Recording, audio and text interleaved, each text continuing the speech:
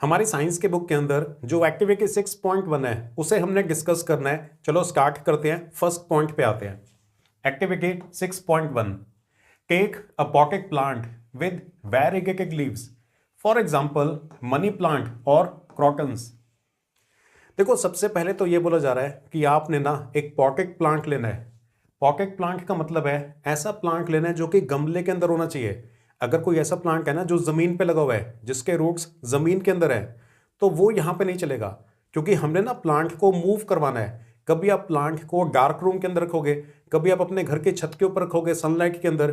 तो क्योंकि हमने प्लांट को मूव करवाना है, इसलिए हमें एक ऐसा प्लांट चाहिए जो कि गमले के अंदर होगा, जिसके रूट्स जमीन के अंदर है ना, वो नहीं चलेगा। एक और बात, जो प्लांट है ना उसके वेरीगेटेड लीव्स होने चाहिए। वेरीगेटेड लीव्स होने का मतलब है कि लीफ के अंदर, पत्ते के अंदर कुछ ग्रीन एरियाज होंगे और कुछ नॉन ग्रीन एरियाज होंगे। ऐसा प्लांट हमने चूज करना है। फॉर एग्जाम्पल, जैसे कि जो मनी प्लांट होता है ना, मनी प्लांट देखा हुआ है आपने, उसके जो पत्ते होते हैं उसमें कुछ एरियाज होते हैं जो कि ग्रीन कलर के होते हैं, और कुछ एरियाज मनी प्लांट के पत्ते के अंदर होंगे जो कि येलो कलर के होंगे। दूसरा एग्जाम्पल है क्रॉटन्स का। ये वाला जो प्लांट है ना, इसके भी जो पत्ते होते हैं उसमें कुछ एरियाज ग्रीन कलर के होते हैं और कुछ एरियाज होते हैं जो कि रेड कलर के होते हैं। तो वेरिगेशन का मतलब होता है presence of different colour zones in the leaves. अगर किसी प्लांट के लीव्स के अंदर अलग अलग कलर जोन्स प्रेजेंट है, मतलब कुछ पोर्शन किसी कलर का है, कुछ पोर्शन किसी और कलर का है, तो इस तरह के प्लांट के लीव्स को हम बोलेंगे वेरीगेटेड लीव्स, और इस प्रॉपर्टी को वेरिगेशन बोलते हैं। मनी प्लांट तो देखा होगा आपने। जो मनी प्लांट है ना, उसके जो पत्ते होते हैं ना, कुछ इस तरह के इस शेप के अंदर होते हैं, और मनी प्लांट के लीफ के अंदर आपको बड़ी आसानी से ग्रीन एरियाज और येलो एरियाज आराम से नजर आएंगे। चलो, फर्स्ट पॉइंट तो कंप्लीट हो गया। सेकंड पॉइंट पे आते हैं। Keep the plant in a dark room for 3 days so that all the starch gets used up. अब जो आपने प्लांट सेलेक्ट कर लिया, फिर आपने उस प्लांट को 3 दिन के लिए किसी डार्क रूम में रखना है। अब ऐसा इसलिए करना है क्योंकि जो प्लांट होते हैं ना, उनकी बॉडी के अंदर 3 दिन का खाना उनकी बॉडी के अंदर पहले से ही स्टोर्ड होता है। तो प्लांट को अगले 3 दिन तक जितना खाना चाहिए वो प्लांट की बॉडी के अंदर पहले से ही पड़ा हुआ है। अगले 3 दिन तक अगर सनलाइट नहीं भी मिलेगी ना, तो भी प्लांट को कोई फर्क नहीं पड़ने वाला, क्योंकि उसके पास उसका खाना पहले से ही प्रेजेंट है। अब जब आप 3 दिन के लिए प्लांट को रखोगे डार्क रूम के अंदर, डार्क रूम के अंदर ना कहीं से भी लाइट नहीं होगी। मतलब आपने एक तो सनलाइट नहीं आनी चाहिए वहां पे।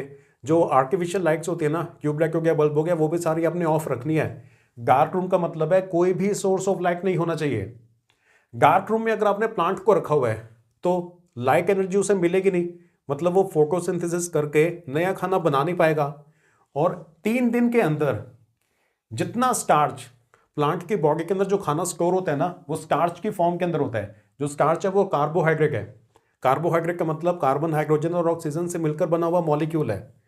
तो प्लांट का जो खाना है जो स्टार्च की फॉर्म में प्लांट की बॉडी के अंदर स्टोर्ड होता है, अगले 3 दिन के अंदर वो सारा का सारा खाना यूज हो चुका होगा। तो 3 दिन के बाद अब जो आपका प्लांट है ना, वो पूरी तरह से डी स्टार्च हो चुका है। डी स्टार्च होने का मतलब है अब उसके पास ना स्टार्च नहीं है, जो पहले से ही स्टोर्ड था वो सारा यूज हो गया। और लाइट ना होने की वजह से प्लांट फोटोसिंथेसिस करके नया स्टार्च बना नहीं पाया। तो पूरी तरह से जो प्लांट है वो डी स्टार्च हो चुका है। समझ आ गया?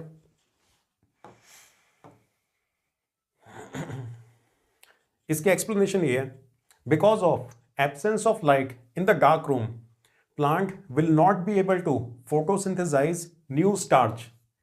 लाइट के एब्सेंट होने की वजह से जो प्लांट है वो नया स्टार्च नहीं बना पाएगा। फोटोसिंथेसिस के प्रोसेस को यूज करके नया स्टार्च वो नहीं बना पाएगा। एंड प्रीवियस स्टार्च, जो पुराना स्टार्च उसकी बॉडी के अंदर स्टोर था ना, वो it will be completely consumed. Plant की बॉडी के अलग अलग हिस्सों के अंदर जो पुराना स्टार्च पहले से ही स्टोर्ड हुआ था, वो सारा का सारा पूरी तरीके से यूज हो चुका होगा। अब प्लांट के पास बिल्कुल भी स्टार्च नहीं है, वो पूरे तरीके से डी स्टार्च हो चुका है। क्लियर? आगे चलते हैं। नेक्स्ट पॉइंट में बोला जा रहा है, now keep the plant in sunlight for about 6 hours।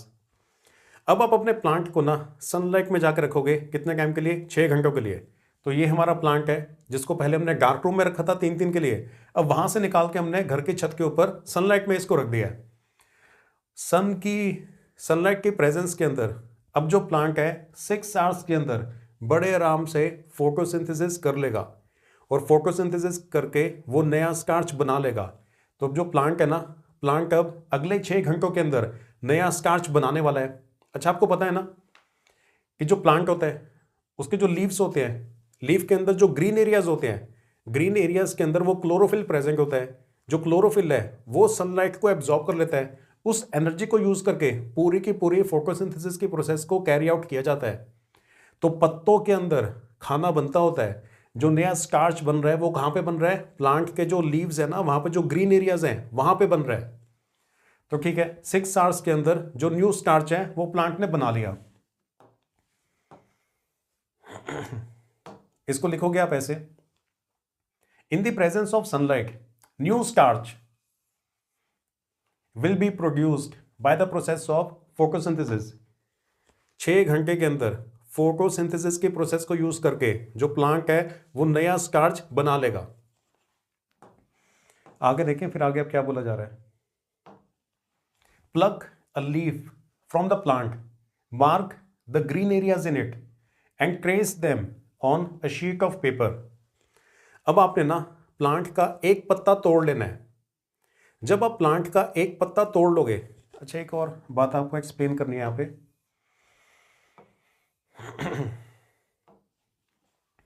ये वाला जो हमारा प्लांट था इसको हमने घर के छत के ऊपर रख दिया था 6 आवर्स के लिए सनलाइट के अंदर, तो इसने फोटोसिंथेसिस करी। अब जब प्लांट फोटोसिंथेसिस करेगा तो स्टार्च बनाएगा, प्लांट का जो खाना होता है वो स्टार्च बनेगा। थोड़ा सा स्टार्च तो प्लांट की बॉडी के अंदर यूज हो जाता है, लेकिन प्लांट एक्स्ट्रा स्टार्च बनाता है ना, जो एक्स्ट्रा स्टार्च वो बनाएगा वो प्लांट की बॉडी के अलग अलग हिस्सों के अंदर जाके स्टोर हो जाता है। जो स्टोरेज टिश्यू है ना प्लांट की बॉडी में, वहां पर जाके स्टोर हो जाता है।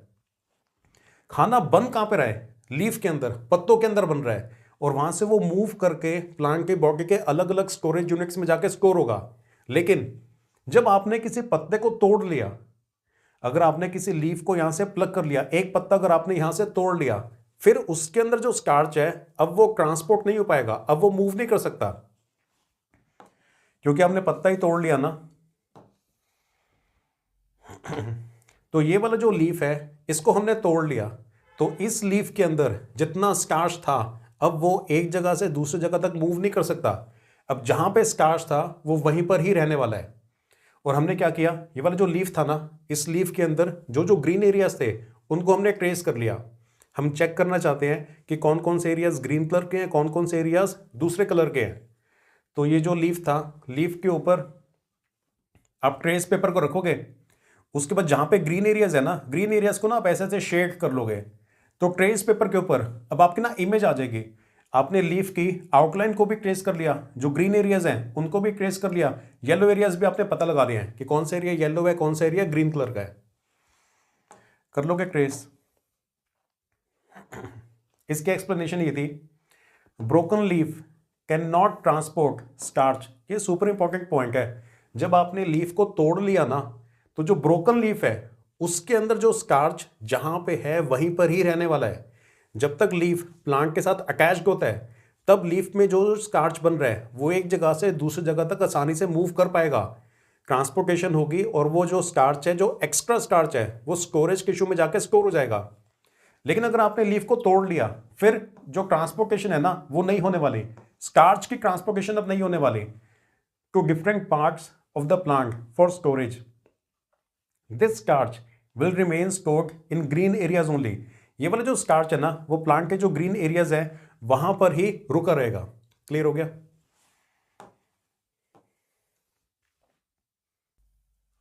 नेक्स्ट पॉइंट पे आते हैं, dip the leaf in boiling water for a few minutes. अब जो आपका लीफ है ना, आपने उसे बॉइलिंग वाटर में डालना है कुछ मिनट्स के लिए। जब आप लीफ को, जो प्लांट से आपने पत्ता तोड़ा था, जब आप उसको बॉइलिंग वाटर में डालोगे ना, तो ऐसा करने से एक तो उसके अंदर जो सेल वॉल है वो ब्रेक हो जाएगी। जब आप बाहर निकालोगे तो आप ये ऑब्जर्व करोगे कि लीफ अब काफ़ी ज़्यादा फ्लेक्सिबल हो चुका है, काफ़ी ज़्यादा सॉफ्ट हो चुका है, लचीला हो चुका है। तो बॉइलिंग वाटर में डालने की वजह से क्या होगा, this will break the cell wall, एक तो सेल वॉल ब्रेक हो जाएगी एंड सॉफ्टन द लीफ, जो लीफ है वो काफी ज्यादा सॉफ्ट हो चुका होगा, फ्लेक्सिबल हो चुका होगा, लचीला हो चुका होगा। आगे चलिए नेक्स्ट पॉइंट पे आते हैं। Immerse the leaf in a beaker containing alcohol. इससे पहले वाले स्टेप में हमने लीफ को ना बॉइलिंग वाटर में डाला था, वहां से बाहर निकालने के बाद अब आपने लीफ को एल्कोहल के अंदर डुबो के रखना है। Carefully place the above beaker in a water bath and heat till the alcohol begins to boil. अब आपने वाटर बाथ में रखना है और हीट करना है जब तक कि बॉयल होना स्टार्ट नहीं हो जाता। ये मैं आपको एक्सप्लेन करता हूं। ये वाला जो डायग्राम है ना, इस वाले डायग्राम में ध्यान से देखो। एक तो ये हमारे पास बड़े वाला कंटेनर है, जो बड़े वाला कंटेनर है ना उसके अंदर वाटर है, बड़े कंटेनर के अंदर एक और छोटा कंटेनर है, छोटे वाले कंटेनर के अंदर अल्कोहल है, और छोटे वाले कंटेनर के अंदर इन भाई साहब को देख रहे हो, इन्होंने ये वाला जो अरेंजमेंट किया हुआ है, इस अरेंजमेंट से ये लीफ को इस अल्कोहल के सॉल्यूशन के अंदर डिप किया हुआ है। अब हमने इसको गर्म भी करना था ना अल्कोहल के सॉल्यूशन को, तो ये दूसरे भाई साहब को देखो, ये तूफानी माचिस लेके आ गया हीट सप्लाई करने के लिए। हम ये जो अल्कोहल वाला सॉल्यूशन है उसे गर्म करना चाहते हैं, लेकिन आप डायरेक्टली इसको हीट नहीं कर सकते। डायरेक्ट हीट अगर सप्लाई करें ना तो आग लग जाएगी, जो अल्कोहल है उसके अंदर आग लग जाएगी। तो डायरेक्ट हीटिंग नहीं करनी है बल्कि इनडायरेक्ट हीटिंग करनी है। ध्यान से देखो, हम बड़े वाले कंटेनर को हीट सप्लाई कर रहे हैं जिसके अंदर वाटर है।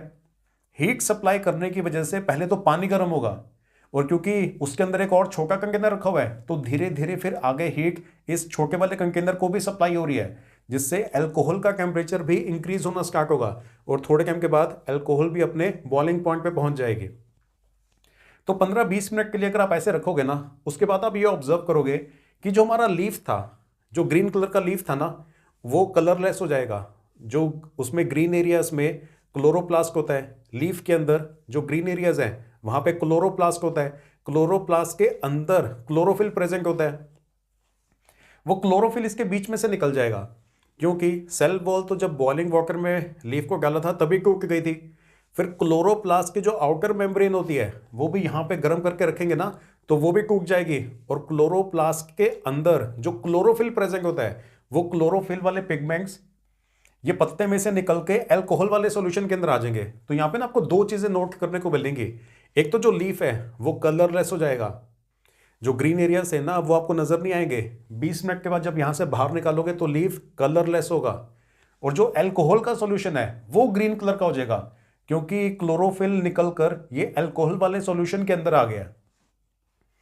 बात समझ आ गई? इससे पीछे वाले स्टेप में आपने लीफ को बॉइलिंग वाटर में डाला था। क्यों डाला था? ताकि सेल वॉल टूट जाए। उसके बाद अल्कोहल के सॉल्यूशन में डाला गया। अल्कोहल के सॉल्यूशन को हीट करना था, लेकिन डायरेक्टली हीट नहीं कर सकते। अल्कोहल को डायरेक्टली हीट अगर आप करना स्टार्ट करोगे आग लग जाएगी।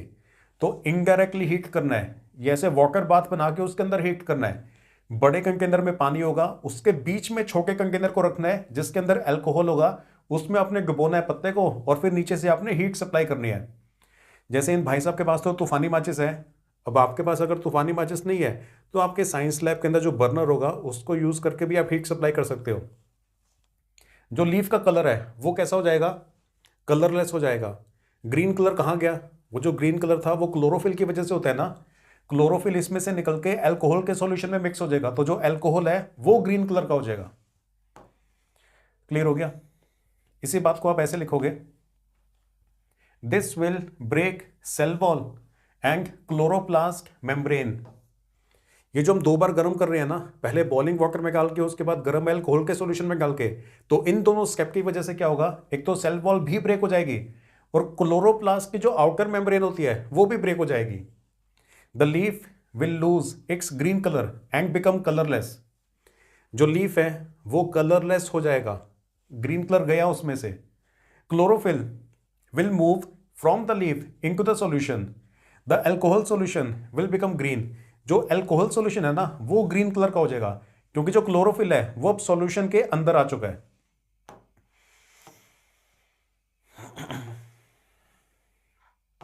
नेक्स्ट पॉइंट पे आते हैं।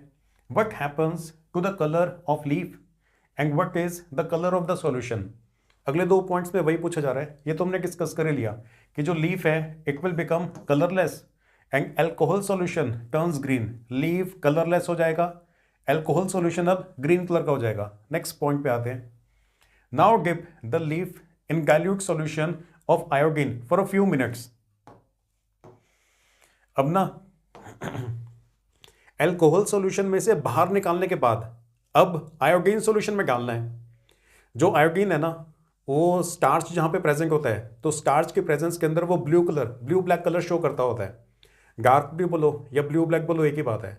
आयोडीन सॉल्यूशन स्टार्च की प्रेजेंस में कौन सा कलर शो करेगा? ब्लू कलर शो करेगा। एल्कोहल सॉल्यूशन में से बाहर निकाल के अब आपने लीफ को आयोडीन सॉल्यूशन में डालना है। आयोडीन सॉल्यूशन से जब आप बाहर निकालोगे तब आप ये ऑब्जर्व करोगे कि जो ग्रीन एरिया से ना, जहां जहां पे ग्रीन एरिया से वहां पे अब ब्लू ब्लैक कलर आ रहा है। हर जगह पे ब्लू कलर नहीं आने वाला, जहां पे ग्रीन एरिया से सिर्फ और सिर्फ वहां पर ही ब्लू कलर आएगा। और यही सुपर इंपॉर्टेंट पॉइंट है।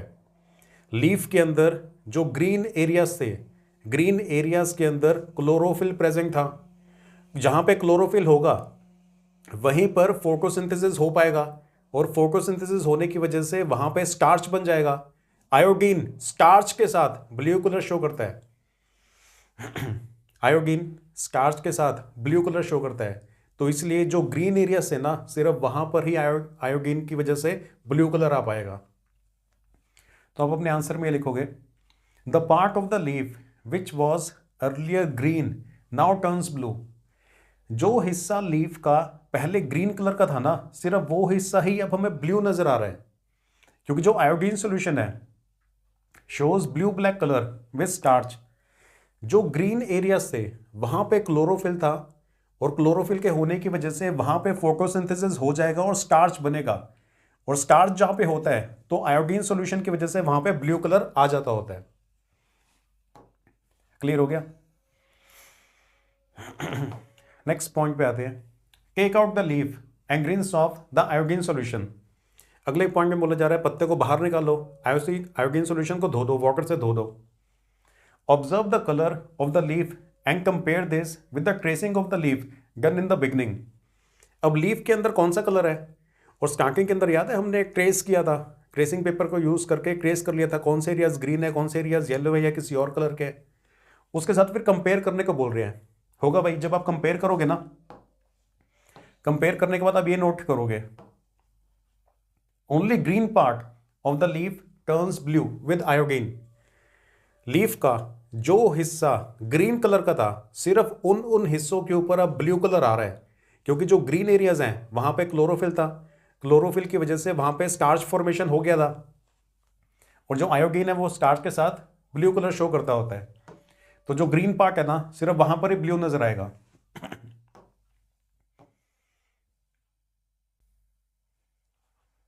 लास्ट पॉइंट पे आते हैं। What can you conclude about the presence of starch in various areas of the leaf. अब फाइनली आपसे ना कंक्लूजन पूछा जा रहा है, और किस बात का? लीफ के अंदर अलग अलग एरियाज के अंदर, मतलब लीफ के अंदर कौन कौन से एरियाज के अंदर स्टार्च प्रेजेंट होते हैं, उसके बारे में जिस एक्टिविटी से आपने क्या कंक्लूजन निकाला वो आपसे पूछा जा रहा है। लीफ के अंदर हर जगह पर स्टार्च प्रेजेंट नहीं होगा। लीफ के जो ग्रीन एरियाज थे जहां पे क्लोरोफिल होता है, सिर्फ उन्हीं एरियाज के अंदर हमने नोटिस किया कि स्टार्च प्रेजेंट था। ये हमारा कंक्लूजन है। तो आप अपने आंसर में लिखोगे starch is present only in green areas of the leaves. पत्तों के जो ग्रीन एरियाज है ना सिर्फ और सिर्फ वहां पर ही स्टार्च प्रेजेंट था। अपने आंसर को आगे एक्सटेंड करते हुए आप ये लिखोगे chlorophyll containing green areas of the leaf makes starch in the presence of sunlight by photosynthesis. जो ग्रीन एरियाज है ना उनके अंदर क्लोरोफिल प्रेजेंट होता है, तभी हमने लिखा है कि chlorophyll containing green areas of the leaf makes starch. Leaf के जो ग्रीन एरियाज हैं जिनके अंदर क्लोरोफिल है सिर्फ वो ही स्टार्च बना पाएंगे सनलाइट की प्रेजेंस में फोटोसिंथेसिस के प्रोसेस को यूज करके। Iodine shows blue colour with starch. अब जो आयोडीन सॉल्यूशन है ना वो स्टार्च के साथ ब्लू कलर शो करता होता है।